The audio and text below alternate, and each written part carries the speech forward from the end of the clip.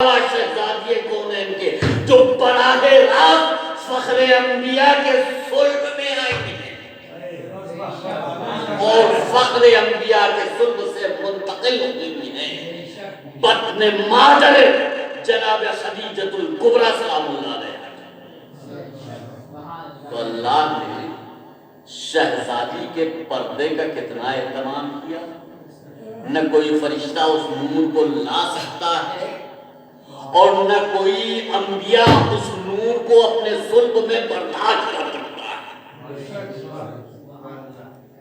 علاوہ آخری نبی کے جس طریقے سے قرآن کے سلسلے میں کہا گیا کہ اگر میں اسے پہاڑ پر نازل کر دیتا تو پہاڑ اپنی جگہ سے ہٹ جاتا یا ریزہ ریزہ ہو جاتا، اسی طریقے سے نور شہزادی کونین تھا کہ انبیاء کے صلب اس لائق تھی ہی نہیں کہ اتنی مقدس و پاک و پاکیزہ شہزادی کو صلبوں سے انبیاء کے بھی گزارا جائے.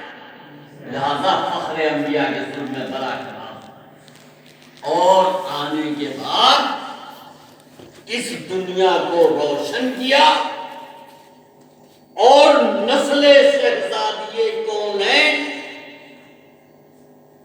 آج بھی موجود ہے اور قیامت تک موجود رہے گی. اللہ نے جو کوثر عطا کیا ہے بے عزیزان محترم.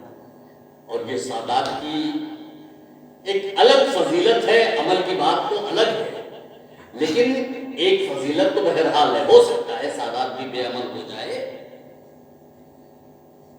سادات میں سے بہت سے لوگ فرقے بنا کے الگ ہو گئے، بہت سے مسائل پیدا ہوئے، وہ سب مسئلہ کردار کا الگ ہے، لیکن جو سعادت ملی ہے یہ تو اپنی جگہ برقرار ہے شہزادی کونین کے ذریعے سے. اب عزیزان محترم دنیا میں بڑے سے بڑے حکمراں گزرے، انبیاء گزرے، اوصیاء گزرے، لیکن دنیا میں کوئی بھی اس بات پہ زور نہیں دیتا کہ اپنے آپ کو، اپنے حسب و نسب کو کسی بڑے سے جوڑ سکے. ہاں اگر کوشش کرتا ہے تو اپنے آپ کو سادات سے جوڑنے کی کوشش کرتا ہے، بنی فاطمہ سے جوڑنے کی کوشش کرتا ہے. یہ عزیزان محترم شہزادی کونین کا مرتبہ اور یہ تو ہماری کم علمی، بلکہ جہالت، کج فکری کہہ لیجیے کہ بس ہم اپنی بساط بھر شہزادی کے بارے میں گفتگو کر سکتے ہیں، ورنہ شہزادی کی فضیلت کا حق ادا کرنا تو پوری دنیا کے بس کی بات نہیں. بھئی جس کے گرد دنیا میں آ جانے کے بعد یعنی عالم ارواح و انوار میں ہو تو مشیت کے پاکیزہ حجاب کا پردہ ہو، اور جب دنیا میں آ جائے تو عصمت کا پردہ ہو. اور صرف عصمت کا پردہ ہی نہیں، عصمت کا پہنا بھی. باپ ہو تو معصوم ہو.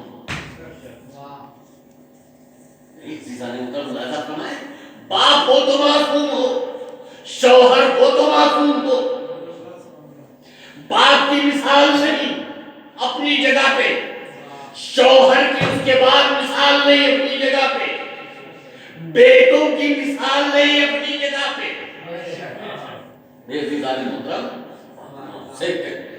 اب عزیزان محترم جہاں پہ رخ کی یہ شہزادی کی عظمتیں جو میں نے آپ کے سامنے بیان فرمائی، اپنی کوتاہ نظری اور محدود مطالعے کے بنیاد پہ، اپنی کم علمی کے اعتراف کے ساتھ بی بی کے سلسلے میں، تو اللہ نے جب اتنا اہتمام کیا ہے تو کیا اس لیے اہتمام کیا ہے شہزادی کو اس دنیا میں بھیجنے کا کہ بس شہزادی اس دنیا میں آئیں اور ہم قرآن کی طرح تبرک سمجھ کے سلام کر کے اور گزر جائیں، صلوات پڑھ کے گزر جائیں، تعریفیں کر کے گزر جائیں؟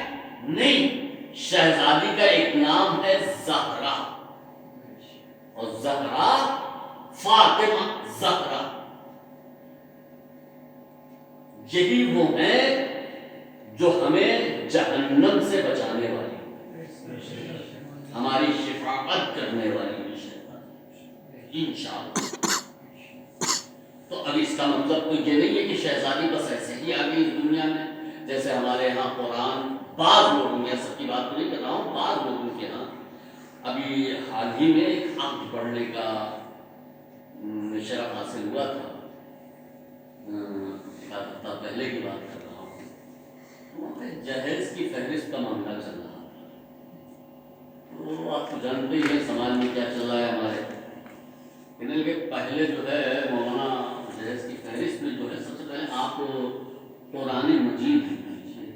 اچھا لکھا گیا، لکھتے لکھتے لکھتے لکھتے دنیاوی چیزوں میں سے ایک چیز کا تذکرہ آیا، سلائی مشین لکھی جا رہی تھی۔ یہ میں اپنا تجربہ بیان کر رہا ہوں۔ جب سلائی مشین لکھی جانے لگی تھی، ایک عدد سلائی مشین لکھی جا رہی ہے، تو ایک صاحب تھے بیٹھے ہوئے تھے ساتھ میں، انہوں نے کہا کہ جناب یہ سلائی مشین تو خالی رسماً دی جا رہی ہے، ورنہ اس کا کوئی کام نہیں ہے، نہ کوئی گھر میں سلائی کرتا ہے نہ کچھ، تو درزیوں کے یہاں ظاہر یا ریڈی میڈ خریدنے کا رواج چل گیا ہے، کون سلائی کرتا ہے یہ جانے کا۔ ہم نے کہا جناب بات تو آپ صحیح کہہ رہے ہیں کہ سلائی مشین کا یہ عالم ہے، لیکن قرآن کا کیا عالم ہے؟ قرآن کا کیا عالم ہے جو سب سے پہلے اوپر فہرست میں لکھا جاتا ہے؟ کہنے لگے ہاں جناب یہ بھی بات صحیح ہے کہ وہ بھی صرف ہوا دینے کے کام رہ گیا ہے۔ بیمار کو ہوا دی جائے، مسافر جب سفر پہ دیر جانے لگے تب ہوا دی جائے، یا رمضان میں اگر اللہ نے توفیق دی ہے تو کھول لیا جائے، اور اگر کھول نہ سکے تو کم سے کم اعمال شب قدر میں سر پہ رکھ تو سکتے ہی ہیں۔ صلوات پڑھیے محمد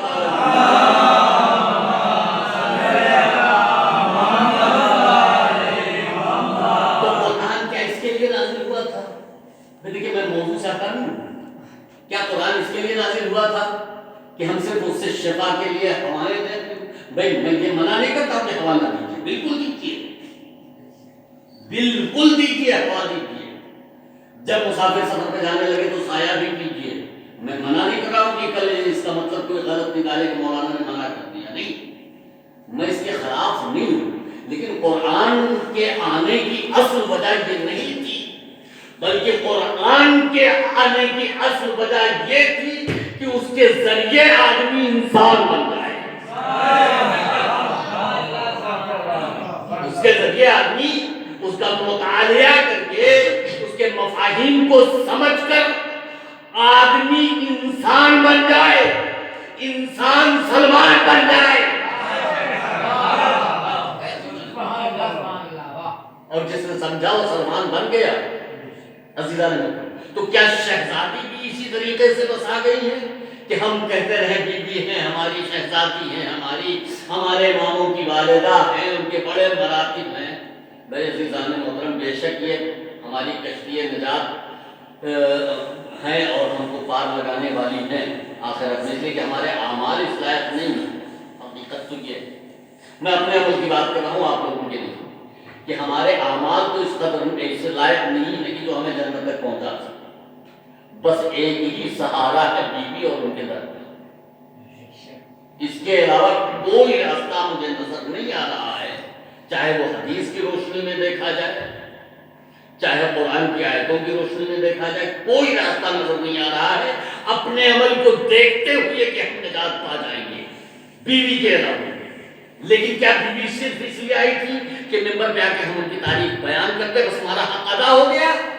نہیں، ان کے آنے کا جب اللہ نے اتنا اہتمام کیا ہے، اور جس چیز کے آنے کا جتنا اہتمام ہوتا ہے اس کی اہمیت اتنی ہی زیادہ ہوتی ہے، اس کا کام اتنا ہی زیادہ ہوتا ہے۔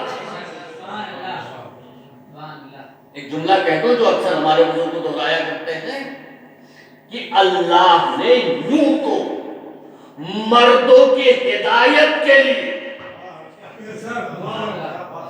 1,24,000 انبیاء کو بھیجا۔ اولیاء اور اوصیاء کو بھیجا کہ نہیں بھیجا؟ ائمہ کا انتظام کیا جو سب کے سب معصوم ہیں،